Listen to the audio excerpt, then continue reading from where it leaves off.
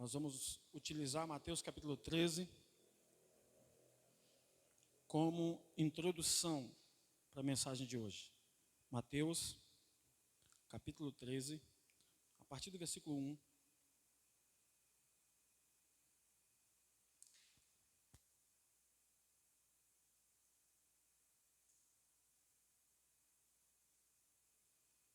Mateus capítulo 13, a partir do versículo 1.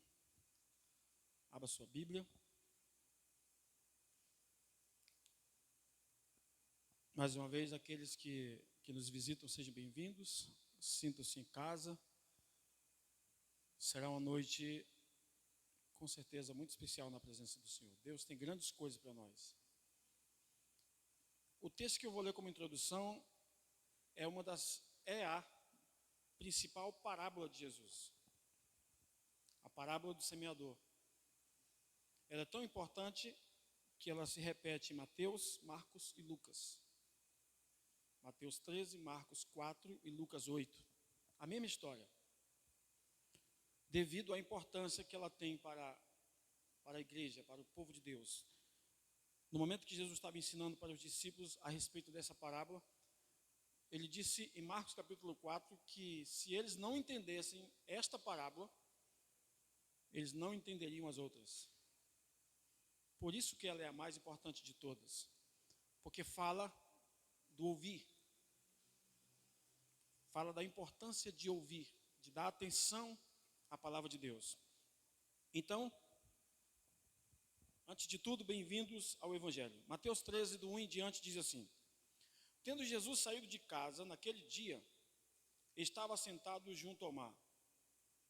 E ajuntou-se muita gente ao pé dele, de sorte que, entrando num barco, se assentou, e toda a multidão estava em pé na praia. E falou-lhe de muitas coisas por parábolas, dizendo: Eis que o semeador saiu a semear. E quando semeava, uma parte da semente caiu ao pé do caminho, e vieram as aves e as comeram. Outra parte caiu em pedregais, onde não havia terra bastante, e logo nasceu, porque não tinha terra profunda. Mas, vindo o sol, queimou-se e secou-se, porque não tinha raiz. E outra caiu entre os espinhos, e os espinhos cresceram e sufocaram-na.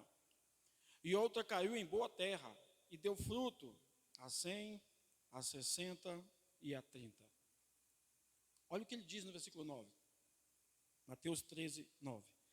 Quem tem ouvidos para ouvir, ouça. Antes de nós prosseguirmos na leitura de Mateus 13, é muito comum você ver, ler, encontrar a expressão sobre ouvir, tanto no Velho Testamento como no Novo. Você vai encontrar inúmeros textos na Bíblia dizendo: dai ouvidos, ó Israel, ó povo de Deus, dai ouvidos ao Senhor. Ouvi ao Senhor. Na própria história que falamos domingo passado sobre o rei Josafá, o profeta disse: dai ouvido, ó tu, rei Josafá, e povo de Judá e Jerusalém. E Jesus também não deixou de dar importância à capacidade de ouvir. No Sermão do Monte, conhecido como as Bem-aventuranças, começa em Mateus capítulo 5, termina em Mateus capítulo 7, Jesus encerra a parábola falando sobre a importância de ouvir, dizendo: quem tem ouvidos para ouvir, ouça. Lembrando que a fé vem pelo ouvir. Não é ouviu, é ouvir. Ouvir, ouvir e ouvir, até que a fé se instale no coração. E para as 7 igrejas da Ásia, Jesus disse: quem tem ouvidos para ouvir, ouça o que o Espírito diz às igrejas. Então veja, esta é a parábola mais importante que Jesus ensinou. Porque a nossa vida gira em torno do ouvir. Vamos continuar que Jesus vai explicar um pouquinho sobre a parábola. Versículo 10, diz assim: E acercando-se dele os discípulos, disseram-lhe: por que lhe falas por parábolas? E ele, respondendo, disse-lhes: porque a vós é dado conhecer o mistério no reino dos céus, mas a eles não lhes é dado. Porque aquele que tem se dará, e terá em abundância. Mas aquele que não tem, até aquilo que tem lhe será tirado. Por isso vos falo por parábolas, Porque eles vendo não veem, e ouvindo não ouçam, nem compreendam. E neles se cumpre a profecia de Isaías que diz: ouvindo ouvireis, mas não compreendereis, e vendo vereis, mas não percebereis. Porque o coração desse povo está endurecido, e ouviram de mau grado com os seus ouvidos, e fecharam seus olhos, para que não vejam com os olhos, e ouçam com os ouvidos, e compreendam com o coração, e se convertam, e eu os cure. Mas bem-aventurados os vossos olhos, porque veem, e os vossos ouvidos, porque ouvem.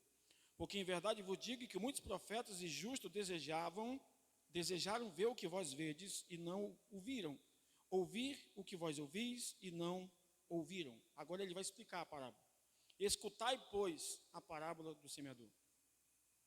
Ouvindo alguém a palavra do reino, e não entendendo, vem o maligno e arrebata o que foi semeado no seu coração.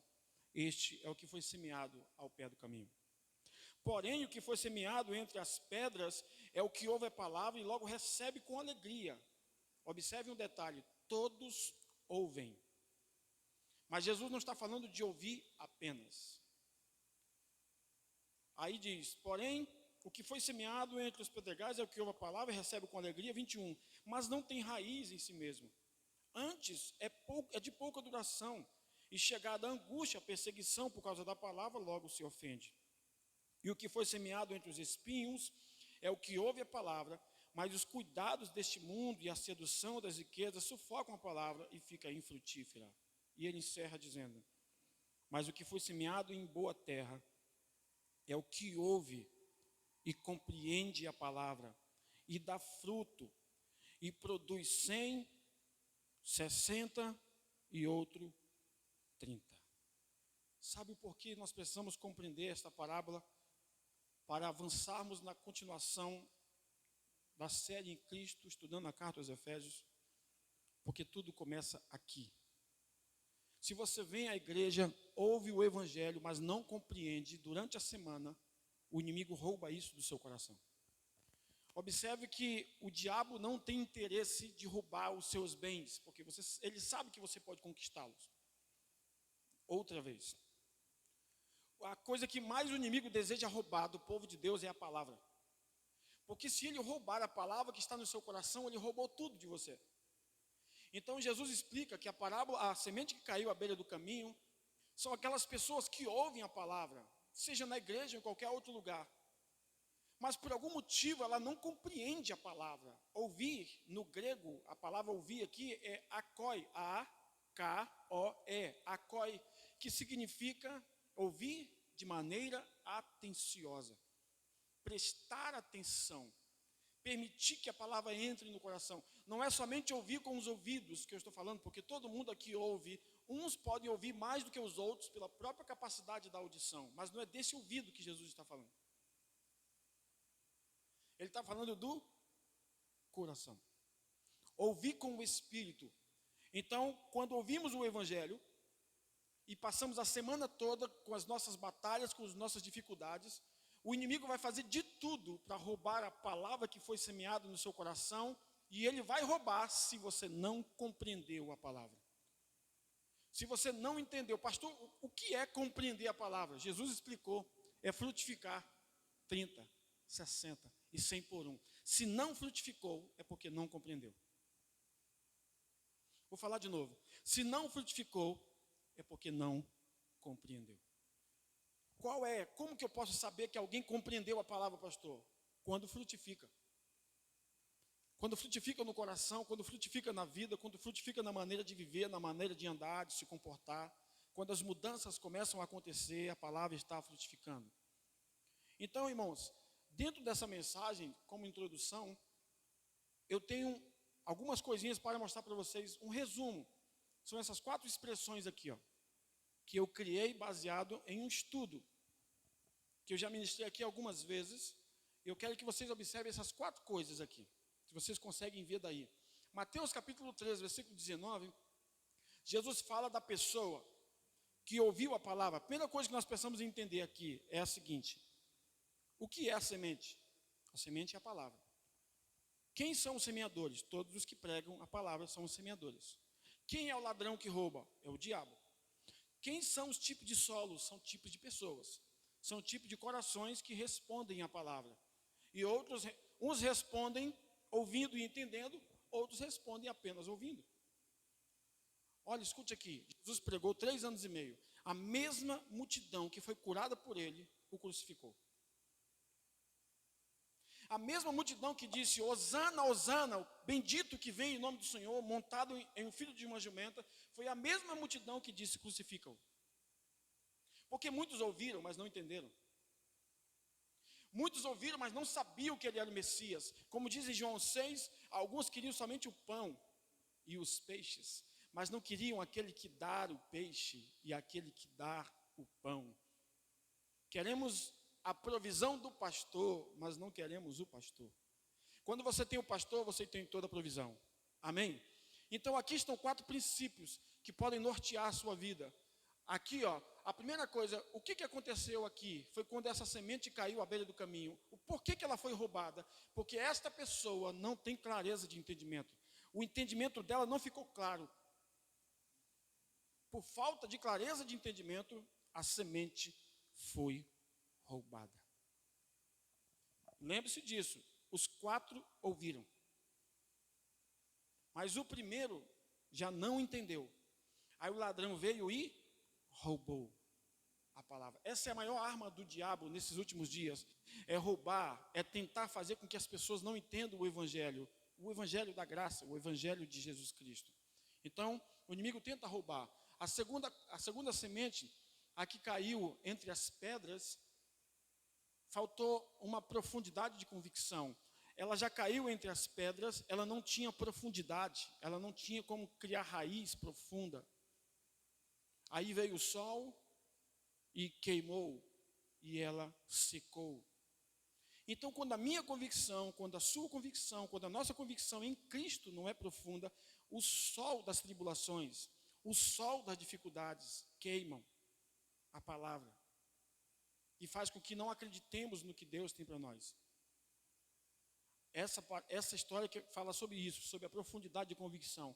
A terceira fala de uma pessoa que também ouviu a palavra, recebeu, mas as coisas da vida, os cuidados da vida, a ansiedade, as preocupações, o apego com as coisas, fez com que essa pessoa tivesse a semente não roubada, a semente foi sufocada pelos espinhos. Por quê? Porque não há uma certeza de prioridades, e se nós invertermos, o significado é o mesmo.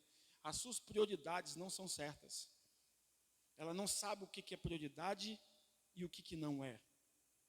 Ela não sabe que o reino de Deus vem em primeiro lugar e as demais coisas serão acrescentadas. Ouviu a palavra, mas não tem a palavra como prioridade. Então os espinhos sufocam a palavra. E a última pessoa é a melhor delas. E o ideal é que todos nós sejamos essa pessoa. É a pessoa que ouve a palavra, mas também compreende. Ela tem habilidade para ouvir. Então, algumas perguntas para nós pensarmos hoje. Você gosta de ouvir bons conselhos? Você gosta de ouvir a palavra de Deus que te direciona, que te guia, que te guarda? Você está disposto a ouvir? Quando eu estou falando escutar, assim como você está agora, eu estou falando ouvir, permitir que a palavra entre no seu coração, transforme sua vida, mude sua maneira de pensar, sua maneira de agir. É exatamente isso aqui, a habilidade de ouvir. O que vai acontecer, pastor, se eu tiver a habilidade de ouvir? Se eu ouvir a palavra, você vai frutificar. 30, 60 e 100 por 1. Veja que se fôssemos falar de ordem matemática, deveria ser 30, 60 e 90. É porque Deus quer que cheguemos à plenitude, Deus quer que cheguemos aos 100%. 30%, eu estou ouvindo a palavra hoje, recebi 30%, estou crescendo. Venha domingo que vem, recebe 60%. Aí vem no outro domingo, 100%. Aí depois é só 100% daqui para frente. Por causa de uma semente que caiu no seu coração, ela frutificou 100 vezes mais dentro de você. E sabe o que acontece? O inimigo não pode roubar uma semente que frutificou. Vou falar de novo. O inimigo não pode roubar uma semente que frutificou. Ele só roubou aquela que não frutificou. Então muitas pessoas ouviram a palavra no tempo de Jesus. Até os seus discípulos, 12 deles, 12, somente um ficou ao pé da cruz. João, todos abandonaram Jesus. Todos se escandalizaram em Cristo. Todos não entenderam o que Jesus havia dito para eles. E João ficou lá. Porque João tinha a característica de alguém que recebia o que Jesus dava. Ele era um jovem, ele não era o mais velho, era um dos mais novos.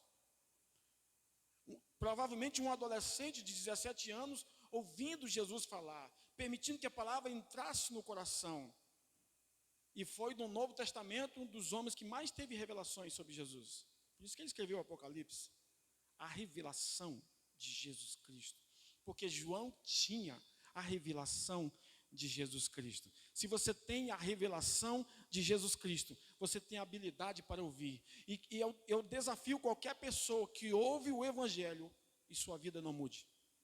Se você ouvir, abrir o seu coração, ter habilidade para ouvir, guardar no seu coração, sua vida nunca mais será a mesma. Amém? Bem-vindos ao Evangelho da Graça. Esses princípios aqui são gratuitos, estão na palavra de Deus. Aqui, tudo isso aqui são princípios para o nosso dia a dia. Clareza de entendimento, profundidade de convicção, certeza de prioridades, habilidade de ouvir. Esse é o propósito de Deus para as nossas vidas, para nós compreendermos o Evangelho. Quando nós entendemos o Evangelho, as coisas começam a mudar. Então, domingo passado, nós falamos sobre a posição e posicionamento da igreja. E hoje nós estamos na parte 2. Fiz essa introdução usando Mateus 13, porque nós precisamos estar atentos ao que Deus está falando. Porque tem muita escuridão lá fora, tem muito medo, tem muito caos, tem muita notícia ruim, então seu ouvido precisa estar cheio da palavra de Deus. Seu coração precisa estar cheio da verdade do Evangelho. Não dê atenção ao que os homens dizem, se a notícia é ruim. Gaste tempo com a palavra de Deus, porque a palavra de Deus permanece para sempre. O homem diz uma coisa hoje, amanhã ele diz outra. Hoje aparece um cientista dizendo que café faz mal, amanhã aparece um outro dizendo que o café faz bem, eles nunca entram em acordo. Hoje aparece um cientista dizendo que faz bem comer ovo, vem outro amanhã e diz que faz mal comer ovo. Vem um que diz que faz bem caminhar meia hora por dia, vem outro que diz que você tem que caminhar 1 hora por dia. Eles nunca entram em acordo, eles nunca sabem o que querem. Mas aqui tem uma palavra perfeita, que se você ouvir todos os dias, sua vida vai caminhar a 30, a 60 e a 100 por 1. Amém? Precisamos estar preparados, irmãos. Porque não espere notícias boas para este mundo. O sistema do mundo é maligno. A tendência do sistema do mundo é piorar. Mas nós, igreja do Senhor, temos a quem recorrer. O nosso socorro sempre virá do Senhor. A sua igreja jamais será surpreendida. O povo de Deus está sempre à frente. Deus sempre previne o seu povo. Veio uma fome no Egito, ele preveniu o seu povo antes. José, representando o seu povo, trabalhou, prosperou, e o mundo da época foi alimentado por causa de uma revelação que Deus deu antes da crise. É isso que eu quero que você entenda. Guarde essa palavra. Cristo vem sempre antes da crise. Guarde isso, escreva. Cristo vem sempre antes da crise. Então você nunca será surpreendido.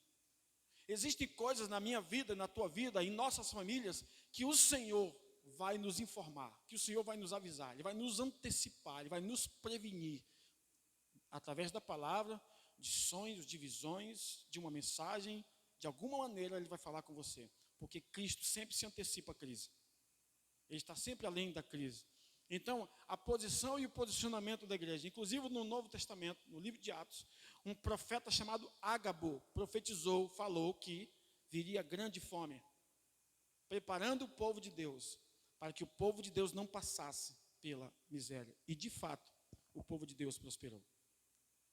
E a Bíblia diz que Abraão prosperou no Egito e Isaac prosperou também em tempo de crise. E no mesmo ano da crise, ele colheu 100 vezes mais. A mesma bênção que estava sobre Isaac, que veio de Abraão, está sobre nós em Cristo Jesus. Não há crise que nos abale, porque o nosso fundamento é Cristo. Não há crise que nos coloque para baixo, porque o nosso fundamento é Cristo. Nós estamos fundamentados em Cristo. A igreja está na posição e no posicionamento a partir de Cristo. Então, domingo passado, nós trabalhamos esse ciclo da graça, tentando explicar para a igreja de forma simples a carta aos Efésios. Os 6 capítulos. Aqui temos o primeiro capítulo, fala do abençoar. Aqui temos o capítulo 2, que fala que nós estamos assentados em Cristo. Aqui temos o capítulo 3, que fala que nós somos amados por Deus. Aqui nós temos o capítulo 4, que fala que devemos andar e praticar boas obras. Aqui temos o capítulo 5, que fala que devemos imitar a Deus como bons filhos. E aqui temos o capítulo 6, que fala que devemos vencer as batalhas. É lá que está escrita a armadura de Deus. Você não pode vencer as batalhas sem antes de você entender que você é abençoado, está assentado e você é amado por Cristo. Se a gente não entender isso aqui, se a gente não compreender esse princípio simples da carta aos Efésios, essa maneira resumida da carta aos Efésios, nós nunca vamos imitar Deus, nunca vamos praticar boas obras, nunca vamos vencer, porque primeiro precisamos saber que somos abençoados, que estamos assentados e que somos amados pelo Senhor Jesus. Amém? Acredite nisso, Deus não vai te amar amanhã mais do que hoje. Você pode fazer tudo o que você quiser, de certo ou de errado, Deus vai continuar te amando da mesma maneira. Não se esforce, não adianta você tentar impressionar Deus, Ele vai te amar do mesmo jeito. Ah, pastor, eu cometi uma falha, Ele te ama do mesmo jeito. Ah, agora eu acertei, Deus está me amando mais. Não, Ele continua te amando da mesma maneira. Quem é pai sabe o que eu estou falando. Os pais sabem o que eu estou falando. Quando o filho erra, ele não deixa de ser amado. O amor é o mesmo. Então, por que você acha que o amor de Deus vai aumentar por você se você fizer alguma coisa boa que impressione Deus? E por que achamos, às vezes, que o amor de Deus diminui por nós quando cometemos um erro? Não, o amor de Deus é permanente, é para sempre. É uma das poucas coisas que você encontra na Bíblia dizendo que Deus é. Deus é amor. Por isso que o amor não muda, porque Deus é amor. Então, aqui está a carta aos Efésios, de maneira muito simples. É uma breve revisão do que estudamos no domingo passado. Aí fizemos esse outro gráfico aqui, para entendermos a maneira de Deus. Esses 3 aqui é Deus. Aqui está a riqueza do crente. O crente é abençoado, o crente está assentado, o crente é amado por Deus. E o curioso é que nós começamos aqui embaixo. Guarde esse princípio. Hebreus 7, 7. Para você nunca mais esquecer, ou para você sempre lembrar. Hebreus 7, 7. Sem contradição está escrito: o menor é abençoado pelo maior. Vou explicar de maneira prática. Você nunca vai ver um tio tomando bênção do sobrinho. Você nunca vai ver o pai tomando bênção do filho. Você nunca vai ver o avô tomando bênção do neto. Bênção, neto? Porque sem contradição, está escrito em Hebreus 7, está falando de Cristo, que é maior que Melquisedeque, que é maior do que os levitas. Sem contradição, o menor, nós, somos abençoados pelo maior, Deus. Amém? Então observe aqui, ó. O maior, Deus, abençoa os menores. Deus está em cima, nós estamos embaixo. A bênção sempre vem de cima para baixo, nunca de baixo para cima. Então aqui, a minha mão esquerda, Deus, de cima, nos abençoando. A minha mão direita, nós, aqui embaixo, recebendo a bênção. E o que vai acontecer, pastor? Deus veio até nós, nos abençoou, nos assentou com Cristo e nos amou, veio até nós. E nós vamos até Deus. Vamos subindo aqui, ó. 1, 2, 3. Até o lugar da vitória. A vitória está em Deus. É como um avião com 2 asas. É o que Deus faz por nós. A riqueza do crente está aqui, a riqueza do crente. E o que nós fazemos para Deus, a partir do que Deus fez por nós. Aqui são as atitudes do crente. Andar, imitar, vencer. Se nós entendermos isso, isso é a carta aos Efésios no nosso dia a dia. Então, em Cristo Jesus, você é abençoado. Em Cristo Jesus, você está sentado com Cristo. E você é amado de maneira larga, profunda, comprida, alta. E eu expliquei domingo passado que aqui está falando da cruz, alta, profunda, larga, comprida. É a cruz, é a figura da cruz. É o amor de Deus revelado no sacrifício de Jesus por nós. Por que é alto, pastor? Porque Jesus veio do alto, do céu. O Verbo se fez carne, habitou entre nós. Por que profundo? Porque ele foi o mais escuro abismo declarar a mim e a tua vitória. Por que é largo? Porque ele ama a todos, abraça a todos. Com os braços abertos ele morreu. E por que é comprido? Porque alcançou todas as gerações, no passado, no presente e no futuro. Esse é o amor de Deus pelo seu povo, amém? Isso aqui, ó, riqueza do crente. E a riqueza do crente está aqui, ó. Bênção, assentados, amados. Só aqui podemos andar, imitar, vencer. Não podemos inverter essa ordem. O relógio não gira de maneira anti-horária. O relógio não pode girar assim. O relógio tem que girar assim. Deus te abençoa, Deus te assenta, Deus te ama, você anda, você imita, você vence. Esse é o nosso Deus. Aqui está a carta aos Efésios, capítulo 1 ao capítulo 6. Então, o que nós aprendemos domingo passado sobre a posição da igreja? Qual é a posição da igreja? Primeira, ela é abençoada. Dentro do capítulo 1, ela é eleita, ela é predestinada, redimida. Abençoada porque a bênção está sobre ela. Eleita porque o Senhor a escolheu. Lembre-se da palavra eleição. Eleger alguém é dar poder a alguém. Quando você elege o governador, o prefeito, o senador, o presidente, o vereador, você está dando poder para que aquela pessoa te represente. Nós somos eleitos pelo Senhor porque Ele nos deu poder para representar o nome dEle. E por outro lado, nós somos escolhidos pelo Senhor. Nós somos comprados com o seu sangue. A igreja é predestinada a aparecer com Cristo. Não é predestinação no sentido de salvação, que um grupo vai para o céu e outro vai para o inferno. Não, não, não. Aqui é predestinação no sentido de imitar a Cristo, de parecer com Cristo. A igreja também é redimida, vimos domingo passado. Redimir significa comprar. Deus nos comprou com o sangue de Jesus. A igreja sabe da vontade de Deus. Ela sabe que é a vontade de Deus vivermos uma vida abençoada em todos os sentidos. Nós não estamos duvidando de que Deus quer nos curar. Nós não estamos nos duvidando que é a vontade de Deus salvar. Nós não estamos duvidando que a vontade de Deus nos dá uma vida saudável. Não, nós acreditamos, porque nós sabemos a vontade de Deus. Essa é a igreja. A igreja é herdeira, ela tomou posse de todas as bênçãos que Jesus conquistou na cruz. Ela foi selada pelo Espírito Santo. Quando você entregou sua vida a Cristo, o Espírito Santo te selou. E vocês sabem, o papel do selo em uma correspondência foi pago. Todas as vezes que você vai ao correio, levar a correspondência para algum lugar, enviar para algum lugar, eles colocam um selo. E o selo significa foi pago. A garantia do selo é que foi pago. Então, o preço foi pago. Jesus já nos comprou. Por isso que nós somos selados pelo Espírito Santo. Porque nós somos comprados e nós pertencemos a Cristo. A igreja também tem sabedoria e revelação. Lembre-se que Paulo usa a palavra sabedoria primeiro. E revelação aqui não tem nada a ver com a expressão o Senhor manda te dizer isso, o Senhor manda te dizer aquilo. Não. É sabedoria e revelação a respeito da pessoa de Cristo. É saber quem é Jesus. Porque Cristo é a nossa sabedoria. A propósito, os 9 dons de 1 Coríntios 12, o primeiro que aparece é sabedoria.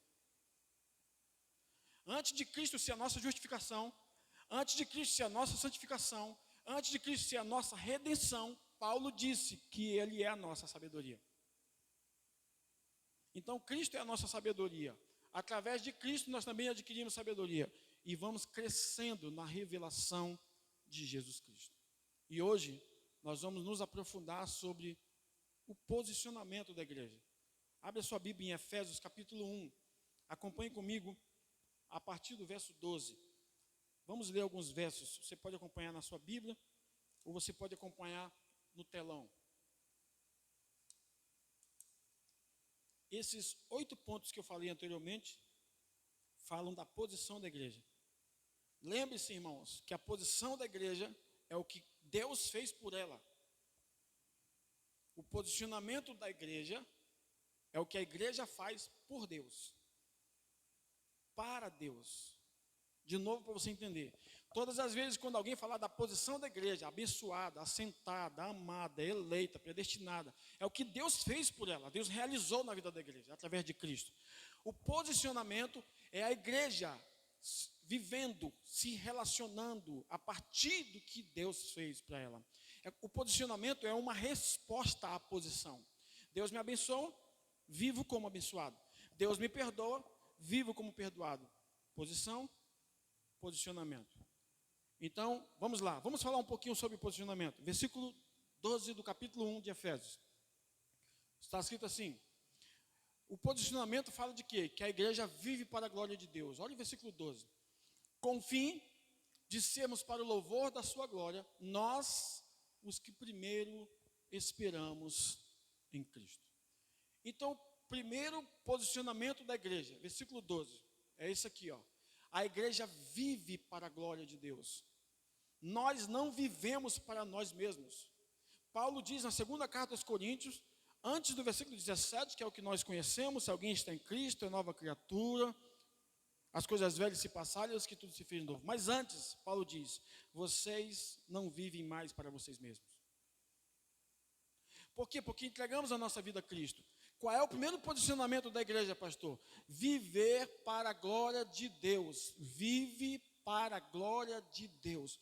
Tudo que eu faço, tudo que você faz, tudo que nós fazemos, tem que ser para a glória de Deus. Pastor, eu trabalho fora, eu tenho meus compromissos lá fora, para a glória de Deus. Eu me relaciono com meus filhos, para a glória de Deus. Eu me relaciono como esposa, para a glória de Deus. Como marido, para a glória de Deus. Eu sou patrão, para a glória de Deus. Eu sou funcionário, para a glória de Deus. Eu sou membro, eu sou pastor, para a glória de Deus. Sua vida deve glorificar a Jesus. Tudo que nós fizermos, tudo, eu estou falando do simples ao complexo. Um simples copo com água que você serve para alguém tem que ser para a glória de Deus.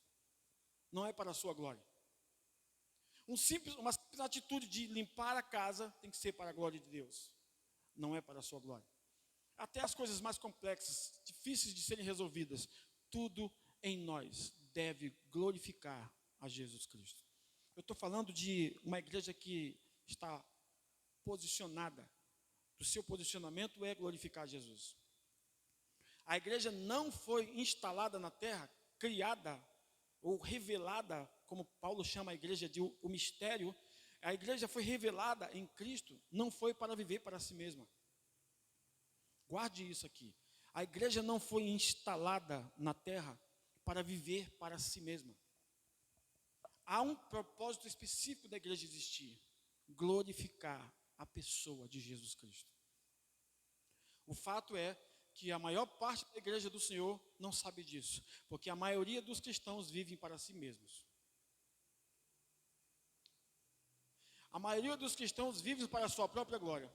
Como diz Marcos Witt na sua música Acenda uma Luz, enquanto a igreja às vezes perde tempos com discussões, com bate-bocas, com divisões, milhões e milhões de pessoas partem para a eternidade sem Jesus. Qual é o propósito da igreja?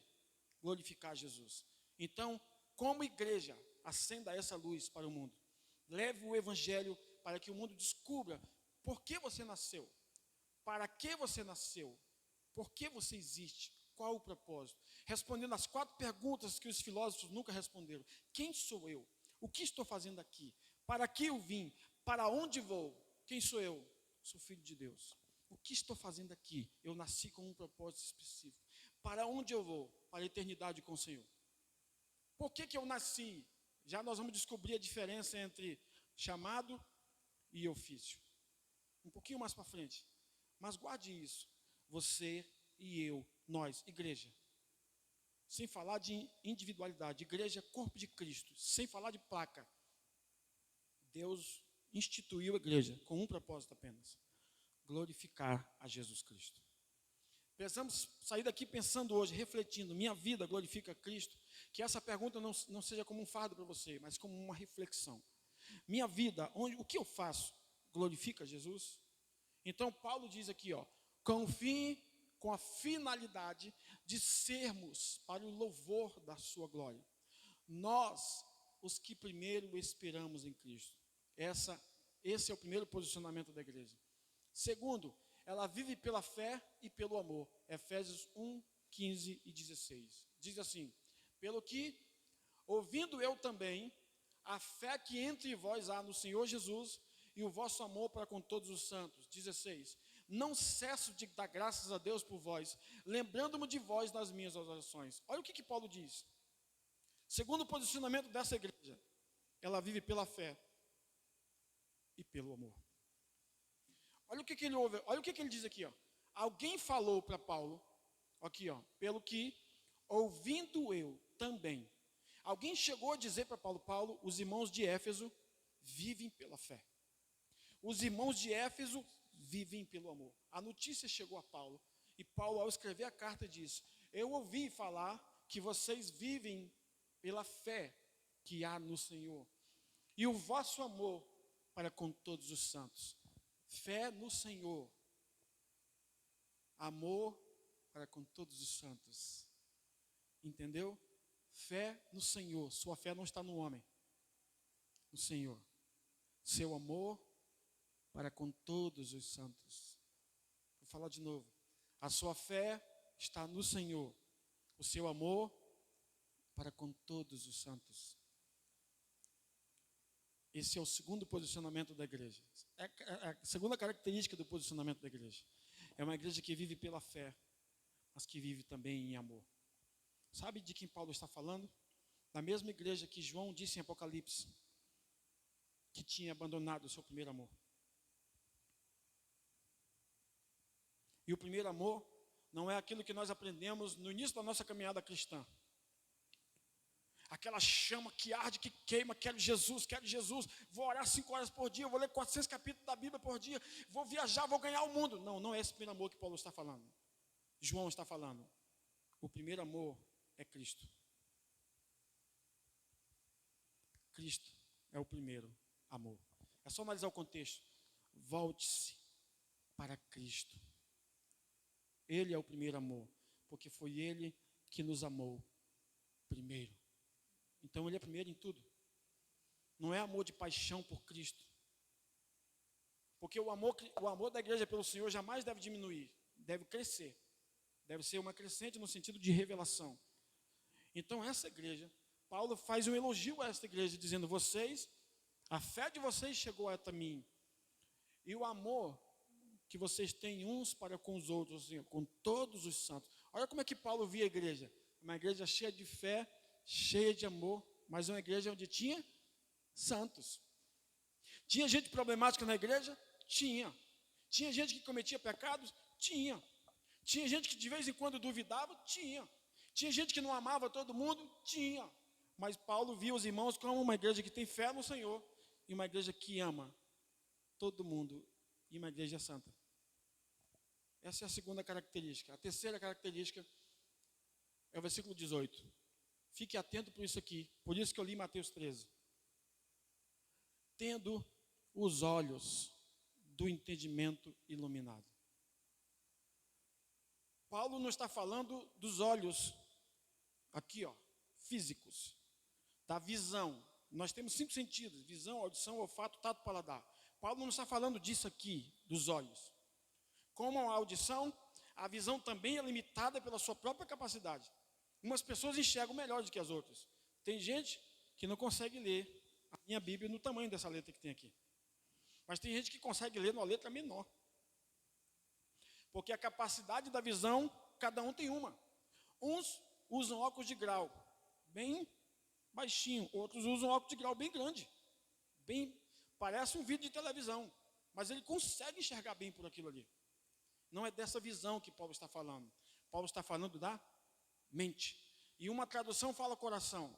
Mas eu gosto mais da versão que fala do entendimento. Guarde isso, porque esse é um princípio bíblico. Como eu disse, a Bíblia está além. Deus está sempre à frente. Os cientistas descobriram que para você enxergar, você precisa de luz. Vou falar de novo, que é para você olhar para cá e entender. Para você enxergar, você precisa de luz. Pastor, vou provar se a ciência está certa. Faça um experimento hoje. Se tranca no seu quarto, com todas as luzes apagadas, que você não vai enxergar nada. Olha o que Paulo disse, ó. tendo os olhos do entendimento iluminados. Tem que ter luz para enxergar. Pastor, eu preciso de luz para enxergar. Quando o evangelho resplandece sobre você, você começa a enxergar. Então, vamos analisar o verso. Tendo iluminado os olhos do vosso entendimento. E esses pontos aqui nós vamos ver mais para frente, mas ele vai explicar o propósito. Por que que o Senhor iluminou os olhos do nosso entendimento? Aí ele vai explicar, está aqui, ó. Para que saibais qual seja a esperança da vossa vocação e quais as riquezas da glória da sua herança nos santos. É tanta coisa que Paulo fala aqui, que só aqui era uma noite. Eu explico esses 3 princípios na Hassed Academia, assim de forma bem profunda, algumas aulas, mas nós vamos ver aqui o suficiente para hoje. Tendo iluminado os olhos do vosso entendimento. Essa é a parte mais importante. Então, antes de tudo, vamos ver essa frase. Você só pode enxergar se houver luz. Repita comigo essa frase. Eu só posso enxergar se houver luz. Você tem uma Bíblia aí? Seja no celular ou não, pegue sua Bíblia. Aqui está a luz. Pastor, a Bíblia toda? A Bíblia toda. Nós não pregamos o Evangelho da Graça? Pregamos. De Gênesis a Apocalipse você encontra o Evangelho da Graça. Basta encontrar Jesus na Bíblia. Se você encontrar Jesus em Gênesis, é o Evangelho da Graça. Se você encontrar Jesus em Isaías, é o Evangelho da Graça. Se você encontrar Jesus em Números, que fala de genealogias intermináveis, é o Evangelho da Graça. Se você encontrar Jesus em Apocalipse, que todo mundo tem medo de ler, é o Evangelho da Graça. Encontrou Jesus? É o Evangelho. Aí o salmista diz assim, no Salmo 36, na tua luz veremos a luz. Olha o que ele quis dizer. Através da tua palavra, a luz, eu vou ter direção. Quando medito na tua palavra, a luz, eu vou ter uma luz, uma direção para o meu dia a dia. Na tua luz veremos a luz, Salmo 36. E o Salmo 119, 105. Lâmpada para os meus pés é a tua palavra. E luz para o meu caminho. Lembre-se disso. Lâmpada para os meus pés, agora, presente. E luz para o meu caminho, futuro. E Jesus disse em João 12, eu sou a luz do mundo. Eu sou a luz do mundo. Se você está em Cristo, se você está em mim, você não andará em trevas e terá a vida eterna. Então, uma igreja que enxerga, nós precisamos entender isso, que a igreja, ela só pode enxergar se houver luz. Então, o que é a luz, pastor? É o Evangelho. O que é o Evangelho? É Cristo. O que é Cristo? É a graça, é a mensagem da justiça, da justificação. Quando eu ouço a mensagem do Evangelho, a luz resplandece a minha mente e preconceitos e conceitos errados caem por terra. Eu me sentia amaldiçoado, agora me sinto abençoado. Me sentia rejeitado, agora me sinto amado. Me sentia perdido, agora me sinto salvo. Me sentia doente, agora me sinto saudável, porque a luz do Evangelho me iluminou. Amém até aqui? Então, se nós entendermos isso, no sentido dentro do ponto da iluminação, no nosso dia a dia, a escuridão não terá lugar em nossas vidas. Os cientistas até dizem que, na verdade, a escuridão não existe. É apenas a ausência de luz. Se a luz sai, a escuridão vai embora. A escuridão fica. Você quer ver como a luz é tão poderosa? Você já teve aquela sensação, ou seja, observou, e isso é muito comum, principalmente quando tem apagão na cidade. Você sai um pouquinho na sua casa, você vê as estrelas. Em dias normais ninguém vê. Você pode estar em um lugar deserto, sem luz nenhuma, mas se tiver uma luz, quilômetros de distância, você consegue ver aquela luz, porque a luz faz toda a diferença. Paulo está falando de um evangelho que iluminou o entendimento. Nós não podemos mais viver com o entendimento escurecido. Ele está falando do conhecimento, o contrário de ignorância. Ignorância no grego é trevas, escuridão, noite. Conhecimento é luz. Quando o conhecimento vem à sua mente, ilumina a sua mente, você começa a andar como alguém que é vencedor em Cristo, que é perdoado em Cristo, que é abençoado em Cristo. Então ele usa a expressão tendo. Paulo não disse apenas que Cristo, que Deus iluminou, tendo, é o estado presente, constante. O Senhor está sempre iluminando o nosso entendimento. Todas as vezes que ouvimos o Evangelho, a nossa mente é transformada. Para quê, pastor? Romanos 12. Para conhecermos a vontade de Deus, que é boa, agradável e perfeita. Então vamos avançar. Você só pode enxergar se houver luz. A igreja, o posicionamento da igreja também tem esperança na vocação, ainda no versículo 18. Tendo iluminado os olhos do vosso entendimento, para que saibais qual seja a esperança da vossa vocação e quais as riquezas da glória na sua herança no santo. Pense um pouquinho agora. Paulo fala de uma igreja, do seu posicionamento em Cristo, uma igreja que tem esperança na sua vocação. Qual é o contrário de esperança? Desespero. O que é vocação, pastor? Vamos já aprender. Mas antes, preste muita atenção. Paulo está falando de uma igreja que teve seus olhos iluminados para que a esperança da sua vocação não seja confundida.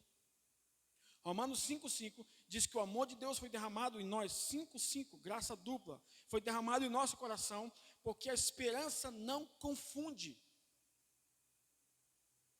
Então o apóstolo Paulo está dizendo aqui também em Efésios, paralelo a Romanos 5, que a igreja tem uma esperança certa.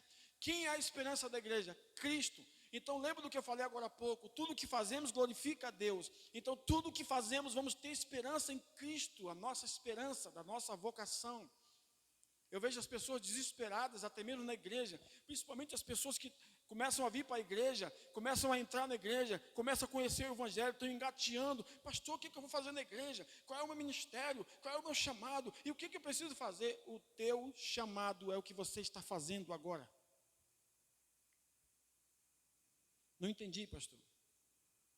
O que você faz no momento é o seu chamado. Um certo dia, um sapateiro se converteu e foi perguntar para o Lutero: e agora, Lutero, o que eu vou fazer? Eu preciso abandonar o meu ofício para seguir Jesus. Ele disse: você só precisa fazer duas coisas. Engraxe o sapato das pessoas da forma melhor possível e cobre o justo. Esse é o seu ministério. Entendeu? Não é para deixar a sua profissão, é para glorificar Jesus lá. Uns eram pescadores, continuaram pescando.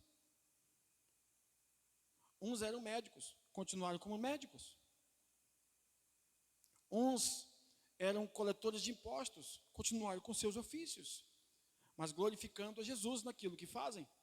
Por isso que você vê as pessoas desesperadas dentro da igreja: qual é o meu chamado, o que eu faço? Pastor, eu não sei cantar, eu não sei tocar, eu não sei dançar. Todos nós sabemos fazer alguma coisa, e aquilo que você faz com amor e com dedicação, isso é sua vocação.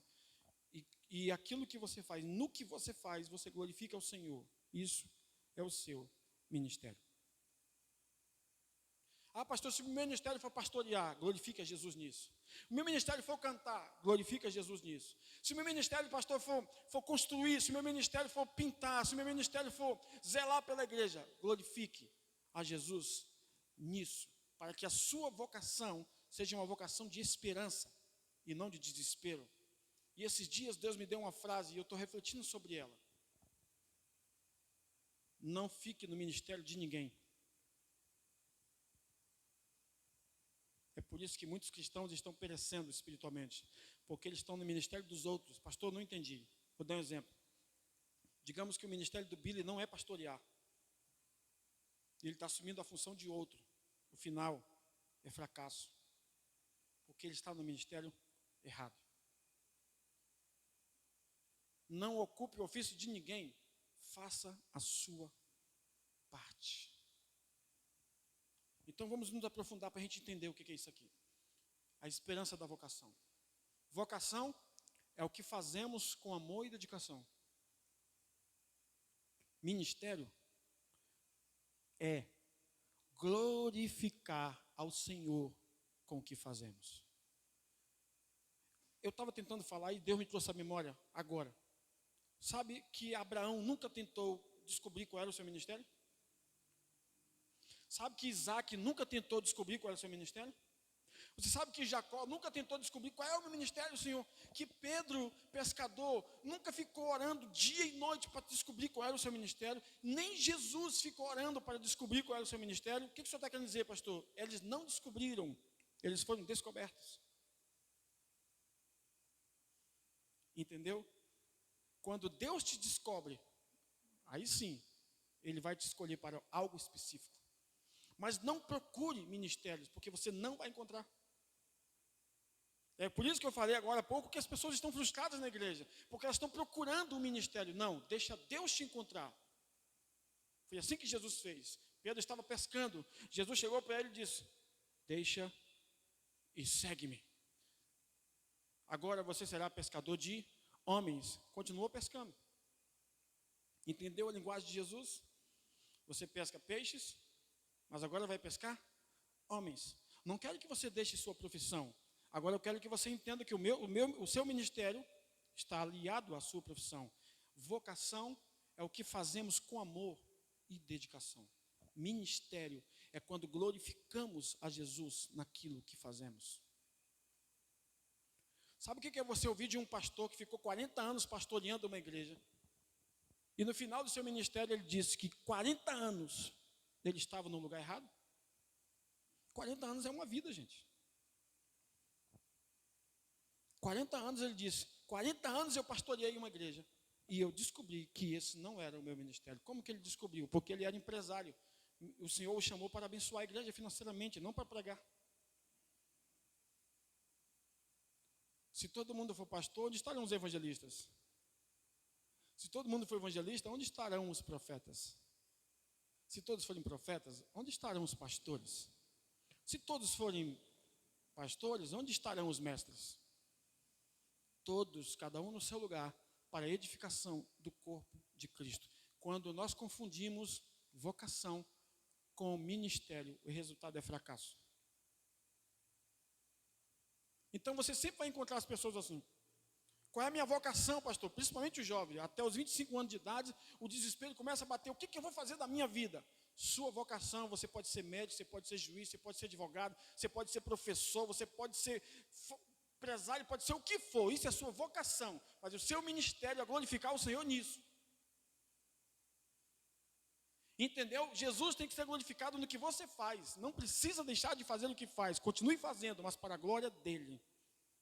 Sabe aquele empresário, aquele político que veio para Cristo, mas a vida dele era toda errada? Aquilo é a profissão dele, mas quando ele vem para Cristo, agora a vida dele vai glorificar a Cristo. Isso é ministério. Agora o médico vai até orar pelos pacientes, porque ele tem um ministério. Se a gente entender isso, fica fácil caminhar com Deus. Eu nunca tive dúvida do que Deus me chamou. Eu sempre digo para a igreja, e digo isso honestamente, eu não sou pregador, eu sou professor. Esse é o meu ministério. É ensinar. E é o que eu gosto de fazer. E é o que eu faço.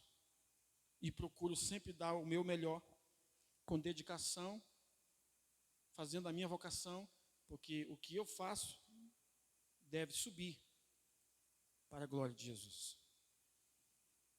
Eu estou falando de coisas simples. Mateus capítulo 10 fala que se você servir um copo com água para um dos pequeninos, você tem recompensa.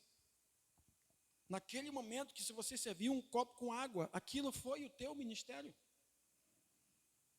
Se a gente não souber separar vocação de ministério, nós vamos viver capengando espiritualmente. É professor? Faça com excelência, mas glorifique a Jesus nisso. Pastor, o que é glorificar? Vou substituir por uma outra palavra. Dê testemunho.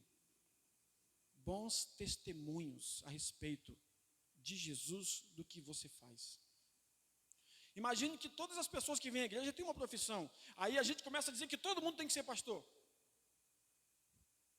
Onde estarão os médicos para cuidar das pessoas? Onde estarão os professores? As escolas vão fechar.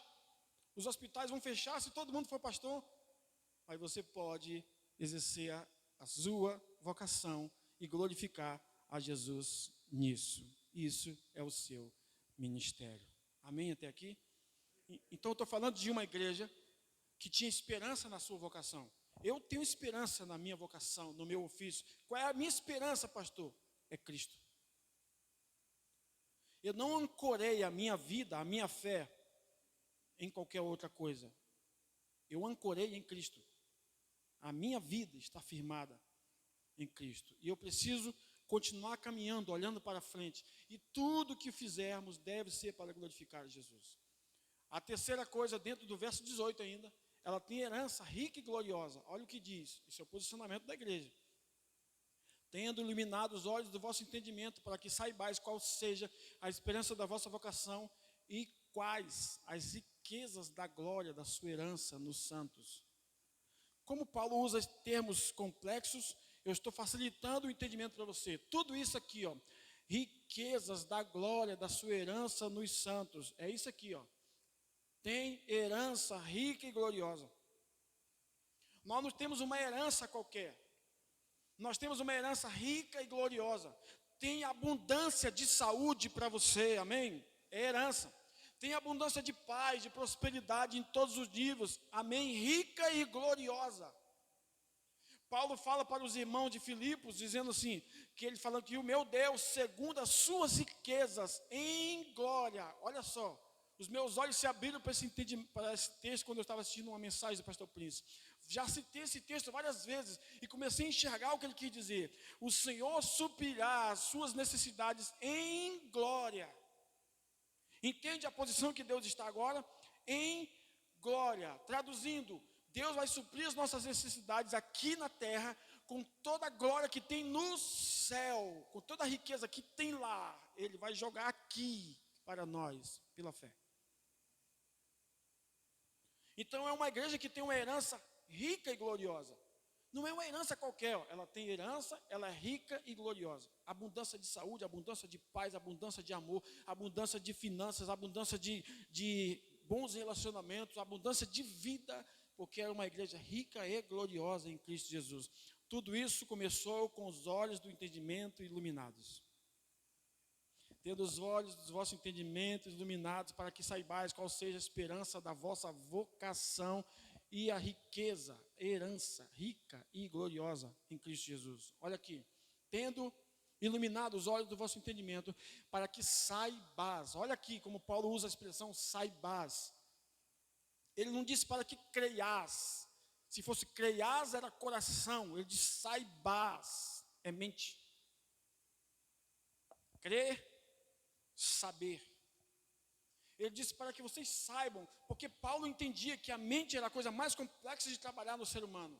Por isso que você tem que renovar todo dia a mente com a palavra de Deus. Não é o coração que tem que renovar, é a mente. O coração nasceu, o espírito nasceu uma vez para sempre. A mente precisa todos os dias ser renovada. Então, para que saibais, em outras palavras, para que vocês tenham consciência, estejam cientes qual seja a esperança da vossa vocação e quais as riquezas da glória da sua herança nos santos. Só que tem um detalhe, não é uma herança individual, é nos santos. Quando nos reunimos como igreja, seja no espaço físico ou em qualquer outro lugar, quando a igreja do Senhor entende que todos são santos, a herança rica e gloriosa é distribuída. Olha o que ele... Aqui está o detalhe da sua herança nos santos. Graças a Deus que Paulo falou que era nos santos. Não é só em mim santo. Não é só em você santo ou santa. É nos santos. Existe uma riqueza na igreja. Para a igreja. Por meio da igreja. Para a glória de Deus. Próximo verso. A igreja, do posicionamento da igreja, ela tem o poder de Deus sobre si. Esse verso é poderoso. Eu quero que você acompanhe. Aqui ou na sua Bíblia. Olha vamos ver o que Paulo diz. Aqui, ó, posicionamento da igreja, tem o poder de Deus sobre si. 19 ao 22. E qual a sobreexcelente grandeza do seu poder sobre nós. Vamos entender a diferença do poder em nós e do poder sobre nós. Olhe para mim. Em nós, o Espírito Santo habita em nós. Quantos creem, diga amém. O que? O Espírito Santo habita em você. Mas todos os dias, se você ora, você busca, você medita na palavra, o Espírito Santo vem sobre você. Com uma nova revelação, com um novo entendimento. Ele já habita em você, mas ele também vem sobre você. Então, olha a expressão que Paulo usa aqui, ó. E qual a sobreexcelente grandeza do seu poder sobre nós. Os que cremos. Aí ele fala de quem são o nós. Os que cremos. Como que nós cremos? Segundo, de acordo a operação da força do seu poder. Vamos avançar. Aí ele vai explicar que poder é esse. Que manifestou em Cristo, ressuscitando-o dos mortos e pondo-o à sua direita nos céus. Vou te fazer uma pergunta. Você se alegra por saber hoje que o mesmo poder que está sobre você é o poder que ressuscitou a Jesus Cristo? Vou falar de novo que alguns não entenderam. Pergunta simples, resposta direta.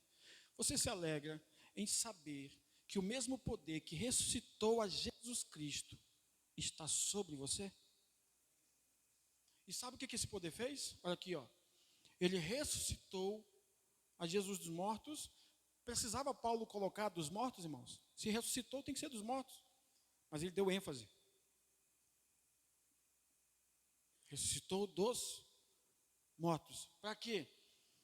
E o colocou, pondo-o à sua direita nos céus.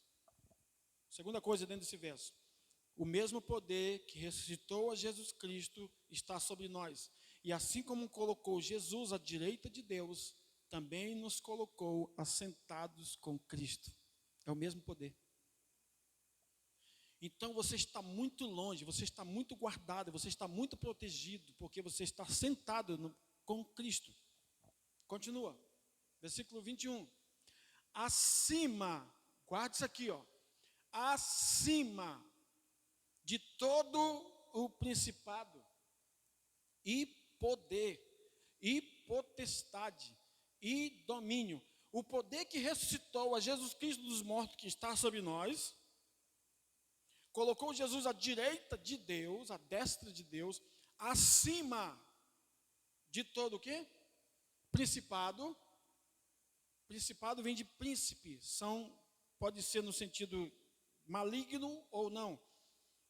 Poder e potestade e domínio. Olha aqui, ó. Assim como o mesmo poder que ressuscitou Jesus Cristo, o colocou à direita de Deus, acima de todo poder, principado, potestade e domínio, esse mesmo poder nos colocou acima de todo poder, principado, domínio, potestade. Guarde isso. Você está acima com Cristo de todo domínio, de todo principado, de todo potestade e de todo o poder em Cristo. E continua. E de todo nome que se nomeia. Quantos concordam comigo que coronavírus é um nome? Vou perguntar de novo, que alguns não entenderam. Quantos entendem que Covid-19 é um nome? Coronavírus é um nome, sim ou não? O nome de Jesus está acima do coronavírus? Paulo é muito inteligente. Claro que isso aqui não é inteligência humana. Foi o Espírito Santo que revelou para Paulo. E de todo nome que se nomeia. Se Paulo dissesse assim, ó, só nesse século nós estávamos perdidos. Mas Paulo colocou um não aqui, diga graças a Deus por esse não. Diga graças a Deus por esse não. Sabe por quê? Porque ele diz assim, ó, não só nestes séculos, mas também no vindouro. Paulo não estava falando século de 100 anos. Isso aqui é um sentido espiritual para nós entendermos a grandeza do poder de Deus. Paulo está dizendo que por toda a eternidade, para sempre. O nome de Jesus está acima de todo nome, até o nome que vai surgir amanhã. Pode acreditar, irmãos. Não estou profetizando desgraça, não, porque eu acredito no que a palavra diz. Vão surgir novos vírus, vão surgir novas pragas, porque a Bíblia tem que se cumprir. Mas o nome de Jesus está acima de todo nome. Confie nesse nome e você será guardado. Eu fico pensando que às vezes a igreja do Senhor acredita em Cristo menos do que os demônios. Porque Tiago disse que eles creem e estremecem diante do Senhor. Até o inferno crê e estremece diante do nome do Senhor. Nós precisamos crer que o nome de Jesus está acima de todo mal. Que não há mal que possa nos atingir, que o nome de Jesus está acima de todo nome. Aí ele continua no versículo 22. E sujeitou, guarde isso aqui, ó. Ei, isso aqui é para você. E sujeitou todas as coisas. Quantas coisas, irmãos? Aqui inclui todo tipo de mal também, todo tipo de doença, todo tipo de vírus, qualquer coisa, seja boa ou ruim, ele sujeitou tudo aos seus pés. Pergunta de vestibular. A igreja é o corpo de Cristo? Então todas essas coisas estão debaixo da igreja. Porque a igreja também é o pé de Cristo. Se Jesus tem um pé, se ele tem pés, ele é representado pela igreja. Se ele tem mãos, representado pela igreja. A igreja é o corpo de Cristo. Então Paulo está dizendo que o Senhor sujeitou todas as coisas debaixo dos pés do Senhor. A igreja representa os pés de Cristo. E sobre todas as coisas o constituiu como cabeça da igreja. Então, sobre todas as coisas, ele também constituiu Jesus como cabeça da igreja. Literalmente, Paulo está falando de Cristo. Jesus está sentado, tem todo o domínio, tudo está debaixo dos seus pés. Literalmente, espiritualmente, nós somos o corpo de Cristo. Então, todas as coisas que tentam governar a nossa vida, que não vêm de Deus, estão debaixo dos nossos pés. Em Cristo Jesus. E a última coisa do posicionamento da igreja é que ela é o corpo de Cristo. Efésios 1:23, que é o seu corpo, a plenitude daquele que cumpre tudo em nós. Então, mais um posicionamento da igreja. Nós somos o corpo de Cristo. Por que nós somos vencedores, pastor? Só porque somos a igreja. Só o fato de você ser igreja, você já é vencedor. Porque não podemos separar a palavra vitória de igreja. Porque caminham juntas. Paulo diz em as cartas aos Coríntios que em Cristo nós sempre triunfamos, vencemos. Paulo diz em Romanos 8 que em Cristo nós somos mais do que vencedores em todas as coisas. E Paulo está falando de quem? Do corpo de Cristo. Aqui, ó, só para vocês entenderem que Paulo de fato estava falando do corpo de Cristo, igreja. Ele não estava falando apenas simbolicamente o corpo humano de Jesus, que ressuscitou, e debaixo dos pés de Jesus todos os principados, potestades, poderes e domínios estão. Não, ele estava falando também da igreja, a igreja é o seu corpo. Tocou na igreja, tocou em Jesus. Mexeu com a igreja, mexeu com Jesus, porque a igreja é o corpo de Cristo. Duas reflexões para nós participarmos da ceia. A primeira, a posição e o posicionamento da igreja em Cristo são inalteráveis, irremovíveis e imutáveis. Ninguém pode vir o Papa, pode vir o anjo Gabriel, pode vir o arcanjo Miguel com todas as hostes celestiais, descer aqui nessa igreja, pegar o microfone e dizer para vocês que vocês não estão abençoados em Cristo, que vocês não estão assentados com Cristo, que vocês não são amados com Cristo. Eles não podem alterar Eles não podem remover e não podem mudar o que nós já somos em Cristo. Ah, pastor, mas foi um teólogo do século não sei quanto que disse que temos que fazer isso, aquilo outro. Esquece teólogo. Em Cristo você é inalterável, irremovível e imutável. Quer algumas bênçãos para você entender que são inalteráveis na sua vida? A bênção da saúde é inalterável na sua vida. A sua posição de santo é irremovível. A sua justiça em Cristo é imutável. Ninguém pode mudar isso. Ah, pastor, mas foi um homem de renomado. O cara é muito bom. Ele tem 50% da Bíblia na cabeça. Pode ter 100% da Bíblia na cabeça, no corpo, no coração.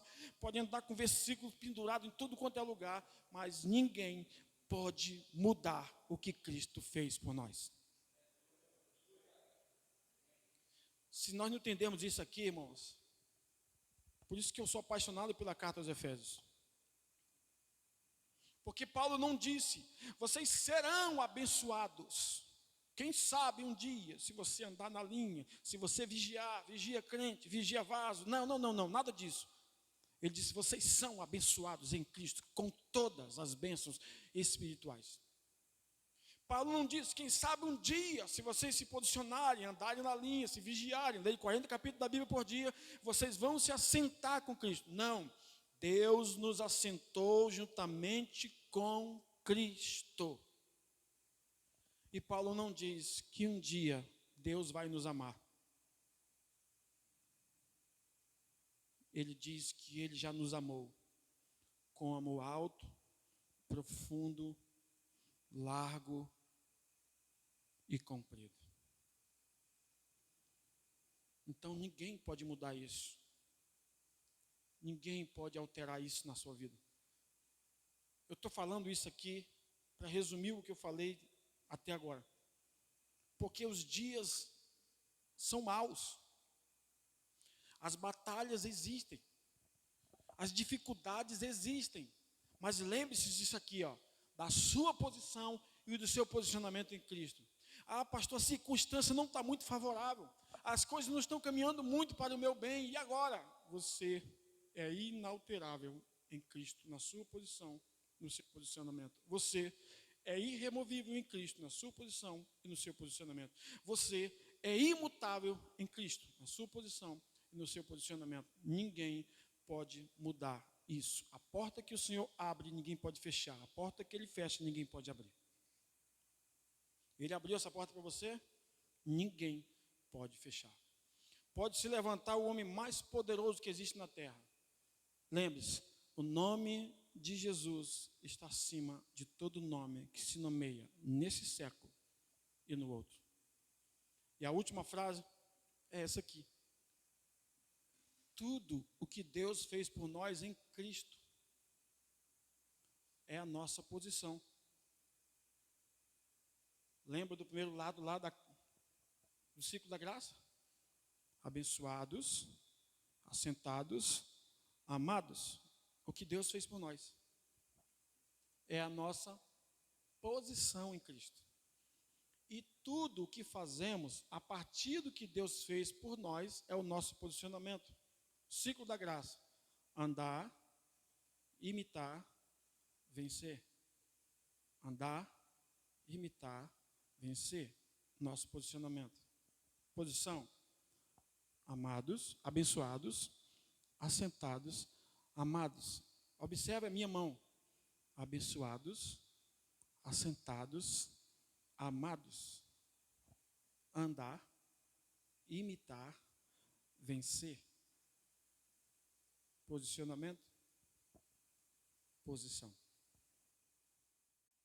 Posicionamento é o que você é em Cristo a partir do que Ele fez. Posição é o que Ele fez por você. De forma muito resumida. Posição, Deus fez por você.